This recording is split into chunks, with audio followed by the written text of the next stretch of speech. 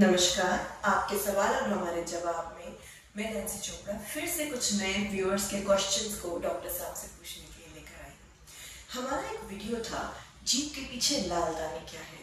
उसमें आपका बहुत अच्छा कंट्रीब्यूशन रहा। आपके व्यूअर्स ने, हमारे व्यूअर्स ने बहुत सारे सवाल किए हैं, मगर उनमें से कुछ चंद सवाल मैं फिर से डॉक्टर साहब से सर, हमारा एक क्वेश्चन है, हमारी व्यूअर पूछती हैं सबा नूर जी। वो कह रही हैं कि सर मैं बहुत खौफ में हूँ, मुझे टेस्ट बड्स जो है वो मेरे मुंह में चुभते हैं।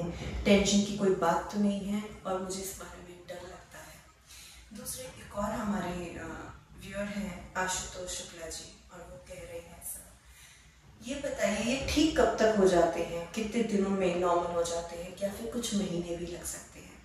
तो इस बारे में डॉक्टर साहब आपका क्या कहना है? जीभ के पीछे लाल दाने क्या है, मैंने कभी नहीं सोचा था कि ये वीडियो इतना वायरल होगा और लोगों का इतना इंटरेस्ट आएगा। एक्चुअली ये वीडियो बनाने का ख्याल एक पेशेंट द्वारा पूछे गए सवाल कि ये लाल दानों से वो डरा हुआ है, ये सोच के मेरे मन में आया और मैंने जस्ट डाल दिया।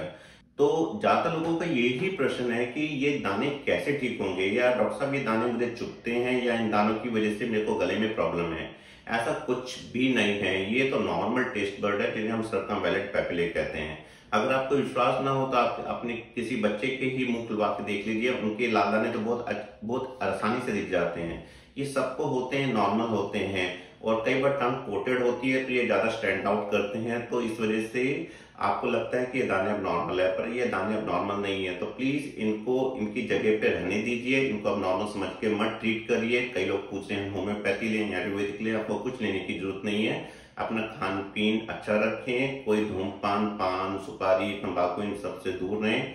बहुत गर्मा गर्म पदार्थ, चाय, कॉफी, इन सबसे थोड़ा दूर रहें, तो आपका जीभ वैसे ही हेल्दी रहेगी। टेस्ट बट अपनी जगह, इनको अपना काम करने दीजिए, इनसे मत डरिए।